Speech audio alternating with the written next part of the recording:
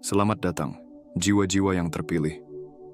Hal paling berbahaya yang bisa kamu lakukan di dunia yang penuh kebusukan ini adalah menjadi bersih. Dan jika kamu tak mempercayainya, tanyalah pada siapa saja yang pernah berani menjaga tangan, hati nurani, dan jiwanya tetap tak bernoda saat dikelilingi oleh orang-orang yang tenggelam dalam tipu daya. Kebanyakan orang tidak tertarik memahami hati yang murni. Mereka justru terobsesi menemukan celah, hanya untuk merasa lebih baik tentang kekacauan mereka sendiri. Sebab, kebaikan yang sejati akan membongkar semua yang palsu di sekitarnya. Fakta menarik, psikologi membuktikan bahwa manusia secara alami cenderung tidak percaya pada sesuatu yang terasa terlalu baik untuk menjadi kenyataan. Bukan karena hal itu tidak nyata, tapi karena itu mengancam kebohongan yang sudah mereka anggap nyaman. Dan ketika kamu datang ke dalam dunia mereka, membawa hanya kebenaranmu, keteguhan diammu, dan jiwa yang bersih, kamu mengacaukan ekosistem kepalsuan yang mereka bangun selama bertahun-tahun. Selama 1825 hari, kamu hidup di bawah mikroskop mereka. Bukan karena penasaran, tapi karena harapan putus asa agar mereka bisa menemukan sesuatu yang salah tentang dirimu. Cacat, kontradiksi, skandal. Apa saja untuk membuktikan bahwa kamu tidak sebersih yang terlihat. Karena jika kamu benar-benar seteguh itu, artinya mereka tak punya alasan lagi untuk tetap menjadi seperti mereka. Dan setelah semua pengamatan, semua rencana, semua harapan, mereka tak menemukan apa-apa. Tak ada grup chat gelap, tak ada kerangka usang di lemari. Kamu adalah seperti yang kamu klaim, asli. Dan tak ada yang membuat orang lebih marah daripada seseorang yang tak bisa mereka ungkap keburukannya. Inilah yang terjadi ketika jiwa yang bersih bertahan di dunia yang kotor. Hari ini, kita akan membicarakannya. Sebelum kita melanjutkan, bagi kalian yang telah lama bersama, terima kasih dari hati yang terdalam untuk kalian semua yang sudah bergabung dan berlangganan di channel Pandangan Mata. Dukungan kalian adalah alasan mengapa channel ini bisa terus berjalan. Tanpa kalian, channel ini tidak akan berarti apa-apa. Terima kasih juga untuk setiap subscribe, setiap like, dan setiap komentar penuh semangat. Kalian luar biasa. Tinggalkan komentar dengan angka 99. Ini akan mengirimkan sinyal kuat ke semesta, memperkuat pesan yang akan Anda terima. Mengajak Anda untuk berfokus pada pelayanan, transformasi diri, dan siap untuk menutup babak lama dalam hidup Anda, untuk membuka jalan bagi pengalaman dan pemahaman spiritual yang lebih dalam. Bab 1. Mereka mempelajari kamu karena berharap menemukan noda yang bisa membenarkan kekotoran mereka sendiri. Mereka tidak mengamati karena peduli, bukan karena kagum. Mereka hanya ingin menemukan sesuatu, apapun, yang bisa membenarkan kebusukan yang telah mereka peluk erat. Orang-orang seperti itu tidak membencimu karena apa yang kamu lakukan. Mereka membencimu karena apa yang tidak bisa mereka buktikan, kamu lakukan. Mereka butuh noda di dirimu, karena jika kamu benar-benar sebersih itu, maka mereka tak punya alasan lagi untuk tetap kotor.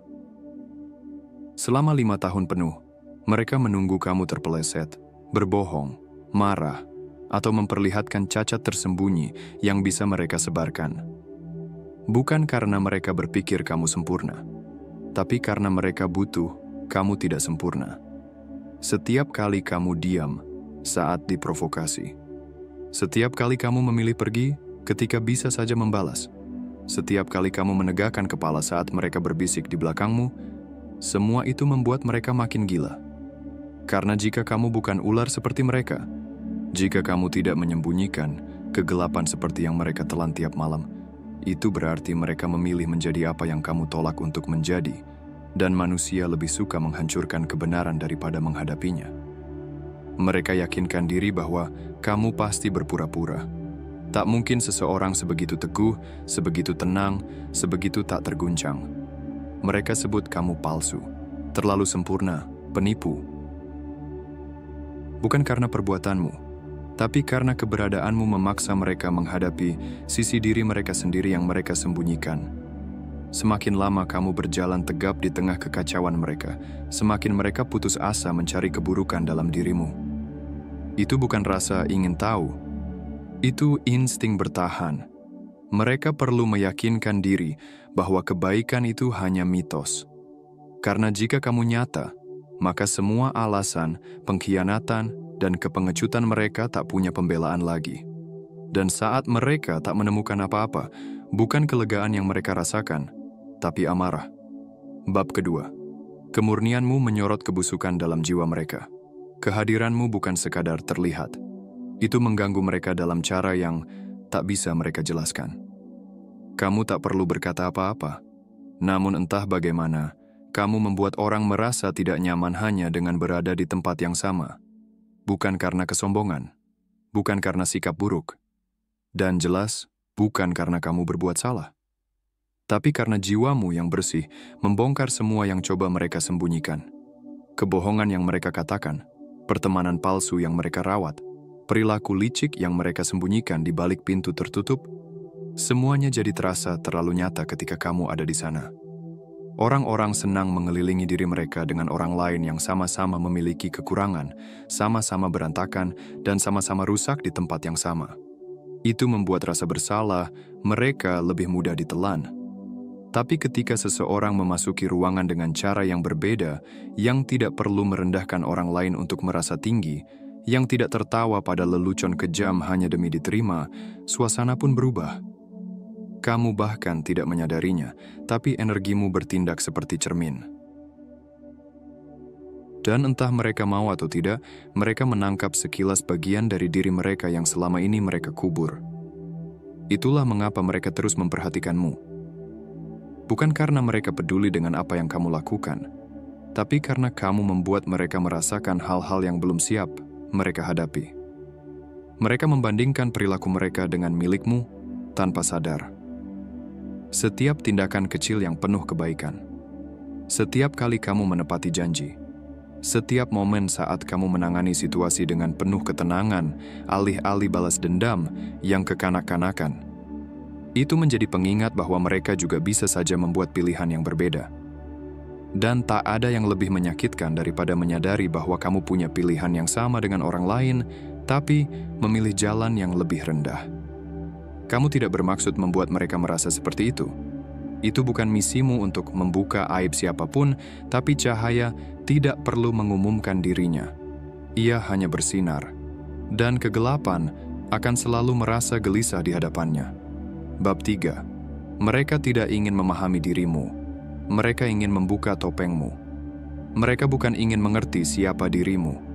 Mereka mencari alasan untuk menjatuhkanmu. Mereka perlu menemukan sesuatu, apa saja, yang bisa membebaskan mereka dari rasa bersalah atas kekurangan mereka sendiri. Jika mereka bisa menangkapmu melakukan kesalahan, jika mereka bisa mengekspos satu cacat, itu akan membuat mereka merasa lebih baik tentang kesalahan mereka sendiri. Tapi itu bukan cara kerjanya. Bukan berarti mereka tidak tertarik pada ceritamu. Mereka tidak sedang mencoba mengenalmu sebagai pribadi. Mereka hanya ingin menemukan celah, retakan dalam pertahananmu, tempat mereka bisa menanamkan keraguan dan berkata, "Tuh kan, aku tahu dia juga nggak sempurna." Mereka pikir mereka bisa meruntuhkanmu menjadi sesuatu yang bisa mereka kendalikan. Sesuatu yang sama berantakannya seperti yang mereka rasakan di dalam. Tapi itulah hal tentang jiwa yang bersih. Ia tidak perlu dibela. Ia tidak perlu membuktikan apapun. Kamu tidak bersembunyi di balik tembok kesombongan atau rahasia. Kamu tidak perlu membenarkan nilai dirimu dengan alasan atau pengalihan. Kamu berdiri tegak dalam kebenaranmu. Dan itulah yang membuat mereka sangat tidak nyaman. Mereka tidak tahu bagaimana menghadapi seseorang yang tidak berebut persetujuan atau terus-menerus mencoba menyembunyikan kekurangannya. Mereka tidak terbiasa dengan seseorang yang tidak punya kerangka di dalam lemari atau kisah yang harus ditutupi. Kamu tidak sempurna, tapi kamu tidak perlu menjadi sempurna. Kamu tidak punya apa-apa untuk disembunyikan, dan itulah masalah sebenarnya. Obsesi mereka bukan padamu, tapi pada gagasan bahwa mungkin, hanya mungkin, kamu adalah bukti hidup bahwa seseorang bisa menjalani hidup tanpa mengkhianati dirinya sendiri. Bahwa kamu tidak perlu berbohong, menipu, atau memanipulasi untuk bertahan hidup. Kamu mengungkapkan kebenaran yang menyakitkan bagi mereka, bahwa mereka telah puas dengan versi diri mereka yang lebih rendah dari yang seharusnya. Dan mereka tidak tahu bagaimana hidup dengan kesadaran itu. Maka, mereka mulai mencari-cari noda. Mereka mencari retakan, berharap bisa menangkapmu tergelincir. Tapi setiap kali mereka mencari, yang mereka temukan hanyalah bayangan dari segala sesuatu yang mereka tolak untuk menjadi. Dan itulah yang membuat mereka begitu marah. Bab 4. Kamu menjadi pengakuan sunyi bagi mereka. Mereka pikir, mereka sedang mempelajari dirimu, menganalisis setiap gerakanmu, mencari inkonsistensi apapun yang bisa mereka jadikan alasan untuk menyebutmu sama seperti mereka. Tapi yang mereka gagal sadari adalah bahwa dalam upaya mereka yang terus-menerus untuk membedah hidupmu, mereka sebenarnya mengungkapkan lebih banyak tentang diri mereka sendiri daripada yang pernah mereka maksudkan. Setiap tuduhan yang mereka lemparkan padamu bukan tentang tindakan atau karaktermu. Itu adalah cerminan langsung dari rasa bersalah dan malu yang mereka coba sembunyikan dalam diri mereka sendiri. Mereka melihat hal-hal dalam dirimu yang memicu ketidakamanan mereka sendiri, kegelapan tersembunyi mereka sendiri, dan mereka tak sanggup menghadapinya. Jadi mereka memproyeksikannya kepadamu. Setiap narasi palsu yang mereka ciptakan, setiap asumsi yang mereka buat tentang dirimu, hanyalah pengakuan bahwa sadar mereka terhadap hal-hal yang terlalu mereka takutkan untuk diakui pada diri sendiri. Mereka melihat integritasmu dan salah mengiranya sebagai kelemahan karena jauh di dalam hati, mereka tidak bisa memahami bagaimana seseorang bisa tetap setia pada prinsipnya di dunia yang justru memberi penghargaan pada kebohongan. Jadi, mereka harus menciptakan narasi yang membuat mereka merasa tidak terlalu terancam. Tapi, narasi itu bukan tentang dirimu. Itu adalah pengakuan atas kegagalan mereka sendiri. Mereka tidak sanggup menghadapi kemurnian yang kamu bawa. Karena itu membuat mereka harus menatap bagian dalam diri mereka yang telah lama mereka kubur. Dan alih-alih mengakui hal itu, mereka malah memproyeksikannya padamu. Pada kenyataannya, kamu menjadi pendengar diam atas pengakuan mereka. Mereka tidak menginginkan pengampunanmu. Mereka hanya ingin merasa seolah-olah bisa menebus diri mereka sendiri dengan cara menuduhmu. Semakin mereka mencari-cari kesalahanmu, semakin tampak kekacauan batin mereka sendiri. Semakin mereka mengamati setiap gerak-gerikmu, semakin mereka memperlihatkan ketidakmampuan mereka untuk menerima kenyataan tentang siapa diri mereka sebenarnya. Dan ketika mereka menggali masa lalumu, mencoba menemukan cara untuk menjatuhkanmu, yang sebenarnya mereka lakukan adalah menggali kubur mereka sendiri. Mereka sedang mengaku, bukan padamu, tapi pada bagian diri mereka yang telah lama mereka tolak dan sembunyikan. Bab 5. Ujian itu bukan ujianmu, itu ujian mereka. Selama 1825 hari, mereka mengawasimu di bawah kaca pembesar, yakin bahwa kamulah yang sedang diuji. Mereka pikir kamulah yang sedang diadili, bahwa setiap tindakan dan perkataanmu diamati untuk menemukan ketidaksempurnaan alasan apapun untuk meruntuhkan citra yang telah mereka bangun tentang dirimu. Tapi yang tidak mereka sadari adalah bahwa yang diuji bukan kamu, melainkan mereka. Semesta tidak sedang melihat apakah kamu akan retak di bawah tekanan. Ia sedang melihat bagaimana mereka akan merespons sesuatu yang tidak bisa mereka manipulasi, kendalikan, atau bahkan pahami integritasmu. Bagaimana mereka akan memperlakukan seseorang yang tidak bermain dalam permainan kotor yang sama? Bagaimana mereka akan menghadapi kehadiran seseorang yang hatinya tidak dipenuhi tipu daya atau ambisi egois? Bagaimana reaksi mereka terhadap seseorang yang tidak hanya berbicara tentang nilai-nilai, tapi benar-benar menjalankannya? Bahkan ketika dunia mendorong kompromi, dan berulang kali, mereka gagal. Bukan karena kamu sempurna, tapi karena mereka salah mengira kebaikanmu sebagai kelemahan. Mereka tidak bisa membayangkan bahwa seseorang bisa tetap teguh dan baik hati tanpa perlu mengendalikan atau memanfaatkan orang lain. Bagi mereka, keteguhanmu terasa seperti serangan. Itu mengancam cara hidup yang mereka pilih, kebohongan yang mereka ceritakan kepada diri sendiri untuk membenarkan kegagalan mereka. Alih-alih melihat kekuatanmu dalam mempertahankan jati dirimu, mereka melihatnya sebagai pengingat atas ketidakmampuan mereka untuk melakukan hal yang sama. Mereka percaya bahwa karakter adalah sesuatu yang digunakan saat nyaman, alat untuk memanipulasi keadaan, bukan fondasi untuk berdiri teguh ketika segalanya runtuh. Tapi kamu berbeda. Kamu tidak tunduk pada keadaan. Kamu tidak menyerah ketika lebih mudah mengikuti arus. Dan ketika mereka menunggu kamu gagal, justru mereka yang kalah. Kalah dalam kepahitan, kalah dalam iri hati, dan akhirnya kalah dalam kegagalan mereka untuk lulus dari ujian yang telah diletakkan di hadapan mereka. Ujian itu bukan ujianmu, itu ujian mereka. Dan mereka gagal. Bab 6. Jiwamu yang bersih adalah ancaman bagi kontrak sosial kemunafikan. Di dunia di mana hampir semua orang memilih untuk hidup dalam kenyamanan kepura-puraan, jiwamu yang bersih adalah seperti bola penghancur bagi fondasi kehidupan mereka. Orang-orang telah membangun seluruh struktur sosial berdasarkan kepura-puraan. Berpura-pura peduli, padahal tidak. Berpura-pura setia, padahal diam-diam berkhianat. Berpura-pura saleh, padahal tindakannya berkata lain. Kontrak-kontrak tak terucap ini, kesepakatan rapuh untuk hidup dalam keadaan setengah-setengah, adalah yang membuat sebagian besar orang merasa nyaman. Mereka memberi izin pada diri sendiri untuk tetap melakukan yang paling minimal, untuk menjalani hidup seadanya namun tetap mendapatkan validasi yang mereka dambakan. Lalu kamu datang.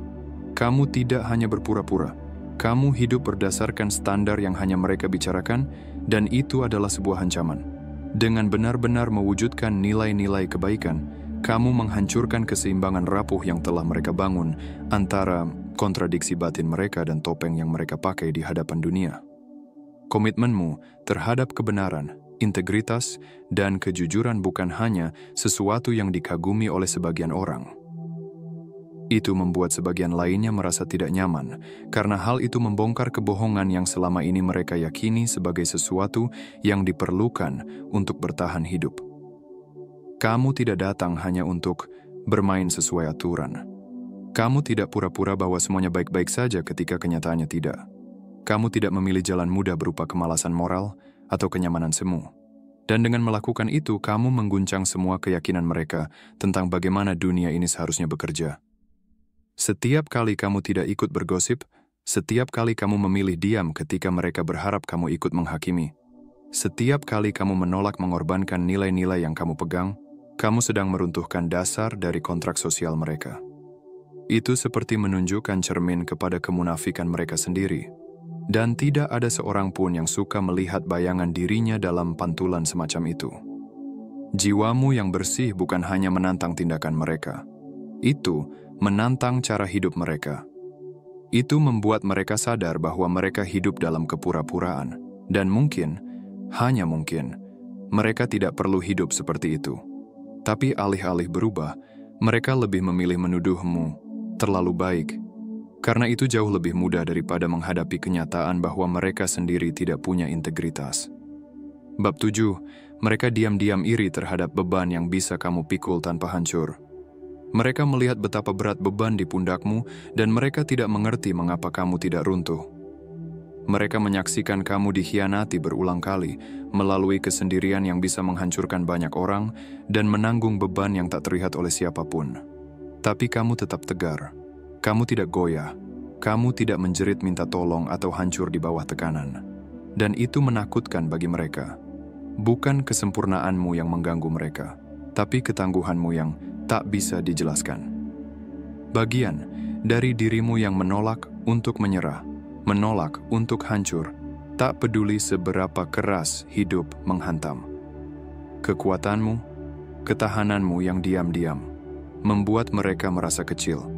Meski kamu tidak mengucapkan sepatah kata pun. Di dunia yang penuh dengan orang yang langsung runtuh ketika keadaan sulit, orang-orang yang menjual integritas mereka demi sedikit ketenangan atau kenyamanan, kamu tetap berdiri. Saat orang lain memilih jalan pintas, manipulasi atau menyerah, kamu tidak. Kamu terus berjalan. Dan itu adalah sesuatu yang tidak bisa mereka pahami. Mereka tak bisa mengerti bagaimana seseorang bisa menahan begitu banyak tanpa menyerah. tanpa kehilangan jati diri. Mereka sudah akan runtuh hanya dengan setengah tekanan yang kamu hadapi. Sudah akan melanggar prinsip demi sekejap kelegaan. Tapi kamu tidak. Bukan hanya karena kamu bertahan, tapi karena kamu melakukannya dengan anggun. Kamu tidak menjadikan penderitaanmu sebagai lencana kehormatan. Kamu tidak membanggakan betapa tangguhnya dirimu atau berpura-pura menjadi korban. Kamu hanya terus melangkah maju, memikul bebanmu dalam diam, karena kamu tahu siapa dirimu dan apa yang kamu perjuangkan. Dan itulah yang membuat mereka iri. Bukan karena kamu sempurna, tapi karena mereka tak bisa memahami bagaimana kamu bisa memikul begitu banyak dan tetap berdiri tegak. Kamu punya sesuatu yang tak akan pernah bisa mereka mengerti. Karakter yang begitu kuat dan tak tergoyahkan hingga tak ada yang bisa menghancurkanmu. Dan itu, di mata mereka, membuatmu tak tersentuh. Bab 8. Kamu menjadi bab tak tertulis dalam kisah penyesalan mereka.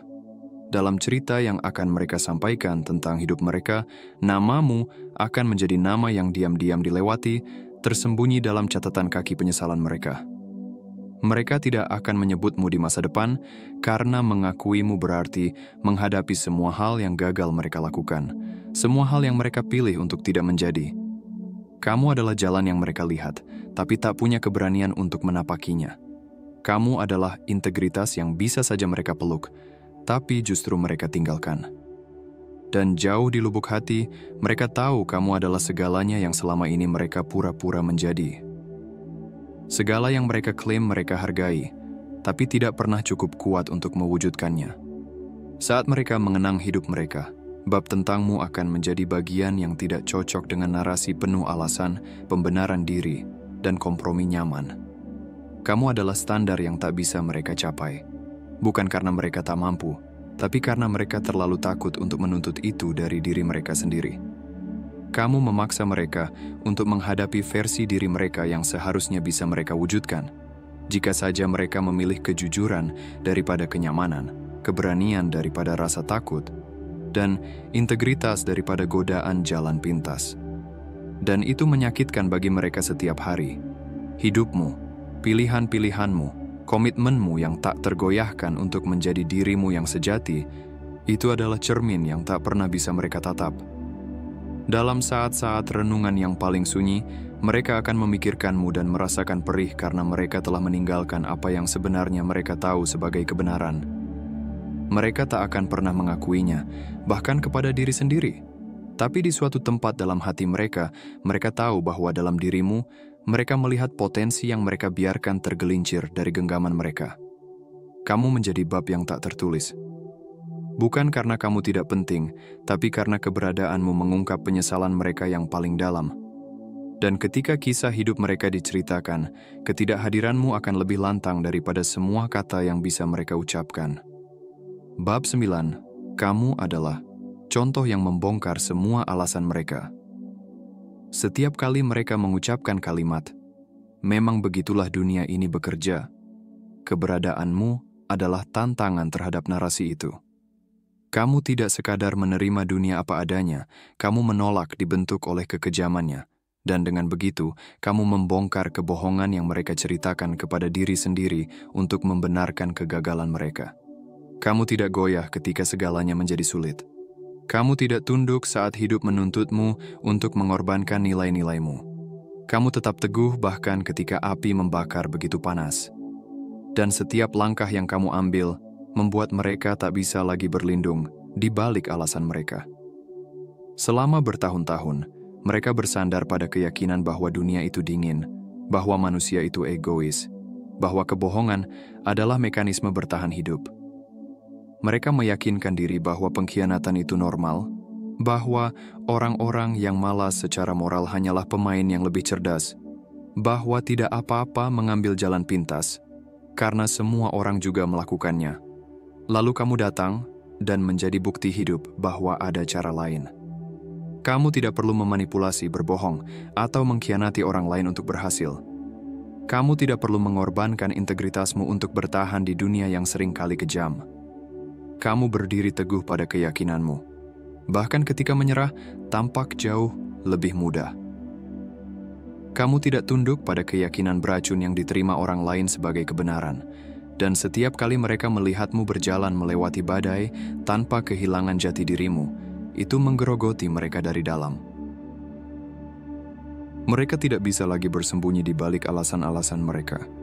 Jika kamu bisa bertahan, jika kamu bisa berkembang tanpa menyerahkan jiwamu, maka keputusan mereka untuk merangkak hanyalah itu, sebuah pilihan. Itu bukan hasil dari kekuatan eksternal. Itu adalah kegagalan mereka sendiri untuk bangkit. Mereka tidak bisa lagi mengabaikannya. Dan kebenaran itu, yang sangat mereka hindari, menjadi terlalu menyakitkan untuk dihadapi karena kamu telah mengungkapkan fakta bahwa pilihan mereka bukan lahir dari kebutuhan, tetapi dari rasa takut dan ketidakinginan untuk berkembang. Bab 10. Mereka menggunakan kedekatan sebagai senjata, berharap bisa mencemari dirimu. Jangan salah, banyak dari mereka yang mendekat tidak punya niat baik. Mereka tidak datang untuk belajar darimu, untuk terinspirasi oleh kekuatanmu, atau untuk tumbuh dalam kehadiranmu. Tidak. Mereka datang dengan niat yang berbeda. Mereka mencari kedekatan bukan untuk meningkatkan diri mereka, tetapi untuk mengisap cahaya darimu.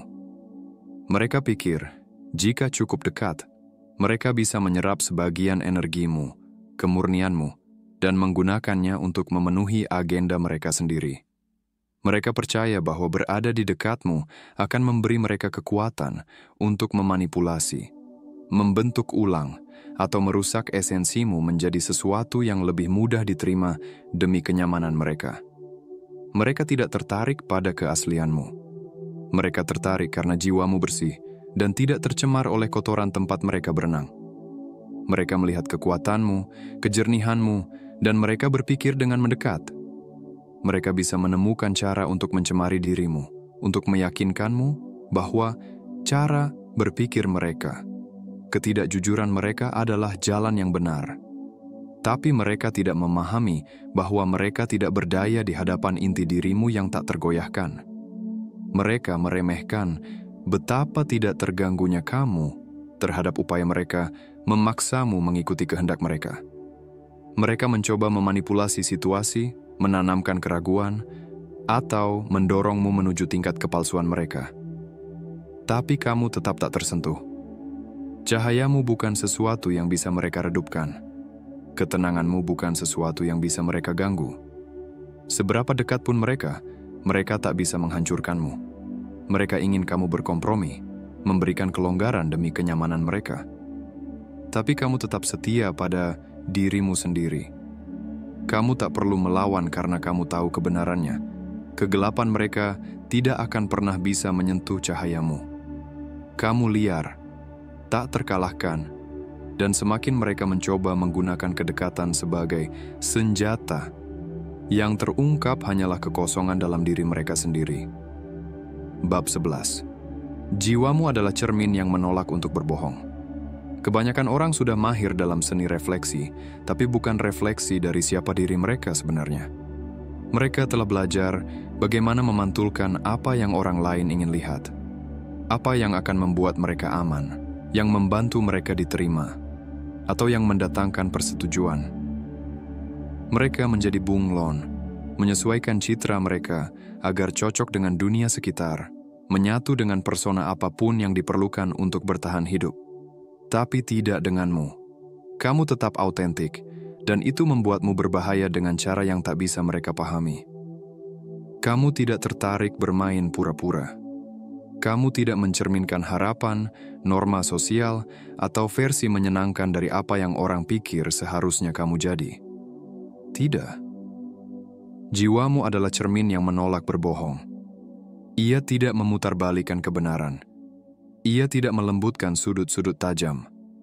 Ia tidak memuji ego orang lain atau memberi mereka kenyamanan untuk tetap percaya pada ilusi mereka sendiri. Saat orang menatap matamu, mereka terpaksa melihat diri mereka apa adanya. Yang baik, yang buruk, dan yang mengerikan. Tak ada lagi alasan. Tak ada lagi setengah kebenaran. Hanya kejelasan yang mentah dan tanpa ampun. Dan itulah yang membuatmu berbahaya bagi mereka. Mereka belum siap untuk tingkat kejujuran itu, terutama setelah bertahun-tahun bersembunyi di balik topeng dan versi diri yang mereka ciptakan dengan hati-hati. Kamu tidak membiarkan mereka bersembunyi. Kehadiranmu mengungkap apa yang mereka enggan hadapi, ketidakamanan mereka, kebohongan mereka, kegagalan mereka, dan itu membuat mereka tidak nyaman. Kamu tidak mempermalukan mereka. Kamu tidak mengkritik mereka. Tapi dengan hanya menjadi dirimu yang sejati, kamu mencerminkan segala sesuatu yang selama ini mereka hindari. Ketidaknyamanan yang mereka rasakan di sekitarmu bukan karena kamu, tapi karena cermin yang kamu pantulkan ke kehidupan mereka. Mereka membenci apa yang mereka lihat, karena itu memaksa mereka menghadapi bagian dari diri yang telah lama mereka kubur. Dan kebenaran itulah bahaya yang sebenarnya. Bab 12. Mereka salah menafsirkan kebaikanmu sebagai kepatuhan. Mereka salah mengartikan setiap tindakan kebaikanmu sebagai tanda kelemahan. Mereka mengira karena kamu menunjukkan belas kasih, kamu akan patuh. Bahwa empati yang kamu tunjukkan adalah pintu terbuka untuk manipulasi. Dan bahwa diamnya kamu berarti setuju. Mereka pikir jika cukup mendesakmu, kamu akan akhirnya tunduk pada kehendak mereka. Mereka mengira hatimu yang lembut akan membuatmu jadi sasaran empuk. Mereka menyangka kelembutanmu adalah ketidaktahuan dan kesabaranmu adalah kepasifan. Tapi saat mereka menyadari mereka salah menilaimu, semuanya sudah terlambat. Kamu bukan naif, kamu strategis. Setiap kata yang baik, setiap momen pengamatan diam-diam, setiap jeda sebelum bicara, semuanya adalah pilihan yang disengaja. Kamu tidak bertindak impulsif.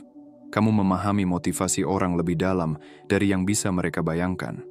Saat mereka mengira kamu tak menyadari, kamu sebenarnya sedang mencatat perilaku mereka, menghitung langkah-langkah mereka, dan membaca makna tersembunyi dari setiap interaksi. Kamu tidak perlu bereaksi pada segalanya. Kamu tahu kekuatan dari pengendalian diri. Kamu paham tidak semua pertempuran perlu dilawan. Apalagi saat kamu sudah membaca karakter mereka jauh-jauh hari. Mereka terlalu sibuk meremehkanmu, mengira diamnya kamu adalah tanda menyerah. Kebaikanmu adalah kelemahan, dan empati itu bisa dimanfaatkan. Mereka gagal menyadari bahwa kekuatan sejati kamu justru terletak pada kemampuanmu untuk mendengarkan, mengamati, dan menilai, tanpa menunjukkan kartu di tanganmu. Mereka pikir mereka punya kendali, mendesakmu, menguji batasmu. Tapi mereka tidak tahu kamu selalu 3 langkah lebih maju. Saat mereka sadar kamu tidak seperti yang mereka kira, permainannya sudah berubah, dan mereka tidak punya jalan untuk menyusul. Kamu sudah melihat semuanya sejak awal.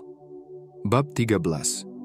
Jiwamu yang bersih bukanlah ketidakberdosaan, itu adalah penguasaan diri. Bukan karena kamu belum pernah melihat kegelapan. Kamu telah melihatnya dari dekat, dalam segala bentuknya. Pengkhianatan, kebohongan, manipulasi, kekejaman. Kamu bukan orang yang naif, dan kamu juga bukan seseorang yang dibesarkan tanpa mengenal kerasnya realitas dunia. Kamu telah diuji, didorong sampai ke batas kemampuanmu, dan terpapar pada kekuatan-kekuatan yang dengan mudah bisa mengeraskan hatimu atau memutarbalikkan jiwamu. Tapi kamu tidak membiarkannya terjadi. Kamu membuat pilihan, sebuah keputusan sadar dan disengaja, untuk tetap tak tergoyahkan, menolak membiarkan kegelapan meresap ke dalam dirimu dan mengubah siapa dirimu sebenarnya. Itu bukanlah kepolosan. Kepolosan menyiratkan kurangnya paparan, sebuah kemurnian yang tidak menyadari sifat sejati dunia. Tapi yang kamu miliki jauh lebih kuat. Kebijaksanaan atas jiwamu sendiri. Kamu melihat kejahatan di dunia. Kamu merasakan beratnya. Namun alih-alih membiarkannya mendefinisikan dirimu atau menjatuhkanmu, kamu memilih untuk bangkit di atasnya. Kamu melihat keburukan yang menjerat orang lain, tapi kamu tidak membiarkannya mengotori jiwamu. Saat yang lain hancur oleh pengalaman mereka, kamu justru muncul lebih teguh, lebih fokus dan lebih sadar akan siapa dirimu yang sebenarnya. Kemampuanmu untuk tetap tak tersentuh, tidak terikat oleh negativitas yang kamu saksikan, bukanlah tanda ketidaktahuan. Itu adalah bukti dari kekuatan dan kedisiplinanmu. Kamu tidak membiarkan kegelapan dunia memaksamu menjadi bagiannya. Sebaliknya, kamu melampauinya. Kamu menjadi contoh hidup tentang bagaimana menghadapi sisi terburuk dari sifat manusia tanpa membiarkannya mengubah esensi dirimu. Kamu menguasai seni untuk tetap setia pada dirimu sendiri, menjaga hati dan jiwamu tetap utuh, bahkan ketika dunia di sekitarmu tampak berusaha merobeknya. Itulah yang membuatmu begitu luar biasa. Kamu memilih terang, bukan karena kamu polos, tapi karena kamu cukup kuat untuk menggunakannya. Bab 14. Kamu hidup di bawah mikroskop mereka, tapi mereka lupa siapa yang menciptakan lensa itu. Selama 1825 hari, mereka mengamatimu, memperbesar setiap bagian dirimu di bawah mikroskop. Mereka yakin akan menemukan kekurangan, cacat atau kelemahan yang bisa digunakan untuk menjatuhkanmu. Mereka menyelidik, mencari-cari tanda korupsi, noda yang bisa membenarkan asumsi mereka, atau keinginan mereka untuk merendahkanmu. Namun dalam obsesi mereka untuk membedahmu, mereka melupakan satu hal penting. Mereka lupa siapa yang menciptakan lensa yang mereka gunakan untuk melihatmu. Arsitek dari lensa itu bukanlah mereka.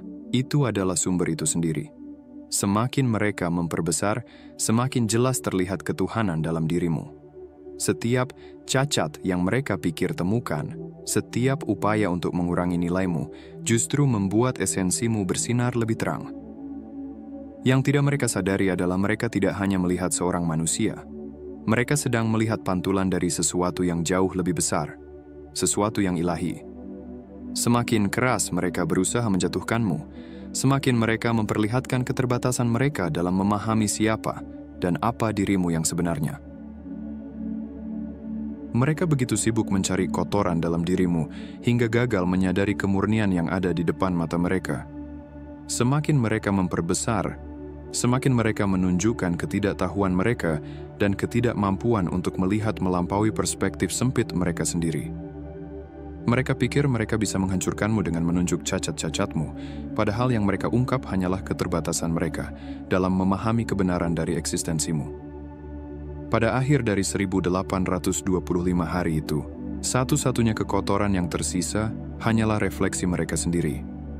Mereka telah menghabiskan waktu bertahun-tahun mencari noda dalam dirimu, dan yang mereka temukan hanyalah ketidakmampuan mereka untuk melihat ketuhanan yang selama ini ingin mereka hancurkan.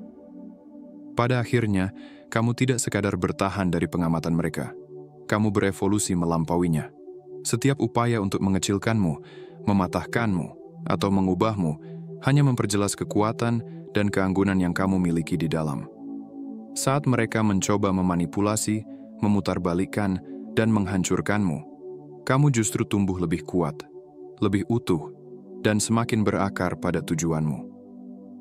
Apa yang mereka gagal sadari adalah bahwa setiap usaha mereka menarikmu ke dalam kegelapan hanya membuat cahayamu bersinar semakin terang. Kamu tidak pernah dimaksudkan untuk masuk ke dalam pandangan sempit mereka atau sistem mereka yang rusak. Kamu ditakdirkan untuk menjadi bukti hidup dari sesuatu yang lebih besar, lebih murni. Kamu bukan yang sedang diadili. Mereka yang sebenarnya diadili. Dan saat mereka mencoba mengamati dirimu di bawah mikroskop, mereka gagal menyadari bahwa satu-satunya hal yang benar-benar mereka ungkap adalah ketidakmampuan mereka untuk memahami kedalaman jiwamu. Jadi, biarkan mereka menengok kembali bab-bab kehidupan mereka. Biarkan mereka merenungi tahun-tahun yang mereka habiskan untuk meremehkanmu. Ketika mereka mencoba menulis ulang kisah itu, namamu akan menjadi yang mereka lewati. Bukan karena kamu tidak berarti, tetapi karena kehadiranmu terlalu terang untuk mereka hadapi. Kamu tidak tunduk pada harapan dunia, dan itulah kekuatanmu. Kamu memilih untuk tetap setia pada dirimu sendiri, pada esensi ilahimu, tidak peduli seberapa keras mereka mencoba menyeretmu ke dalam kekacauan mereka. Pada akhirnya, bukan penilaian mereka yang menentukan siapa dirimu, tapi komitmenmu yang tak tergoyahkan untuk hidup dengan keaslian.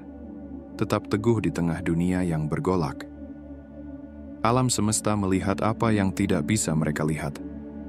Ia mengenali ketuhanan dalam dirimu, dan itu, sahabatku, adalah yang benar-benar penting. Kamu tidak hadir di dunia ini untuk masuk ke dalam cetakan siapapun atau untuk hidup di bawah mikroskop siapapun. Kamu ada di sini untuk bangkit di atas semuanya, untuk bersinar sebagai contoh dari ketahanan, integritas, dan kekuatan dalam bentuknya yang paling murni. Dan tidak ada jumlah pengamatan atau proyeksi yang bisa mengubah itu. Jika pesan ini menyentuhmu, jika kamu merasakan percikan pengakuan di dalam dirimu, maka jangan lewatkan kebijaksanaan yang kami bagikan di sini. Tekan tombol subscribe agar kamu tidak pernah ketinggalan momen penuh wawasan yang membantumu tumbuh, berkembang, dan berdiri teguh dalam kebenaranmu. Jika kamu merasa video ini berdampak, beri like karena dukunganmu berarti. Dan jangan simpan kebijaksanaan ini untuk dirimu sendiri. Bagikan kepada mereka yang juga perlu mendengarnya. Beritahu mereka bahwa mereka juga jauh lebih kuat dari yang mereka kira. Jika kamu punya pemikiran, refleksi, atau pertanyaan, tulis di kolom komentar. Aku ingin mendengar perspektifmu. Kita sedang membangun komunitas jiwa-jiwa sefrekuensi yang memahami bahwa kita di sini untuk sesuatu yang lebih besar. Bersama-sama, kita akan terus bangkit. Jadi, subscribe, like, bagikan, dan komentar. Mari sebarkan energi ini dan angkat getaran kolektif, karena suaramu penting dan perjalanan ini baru saja dimulai.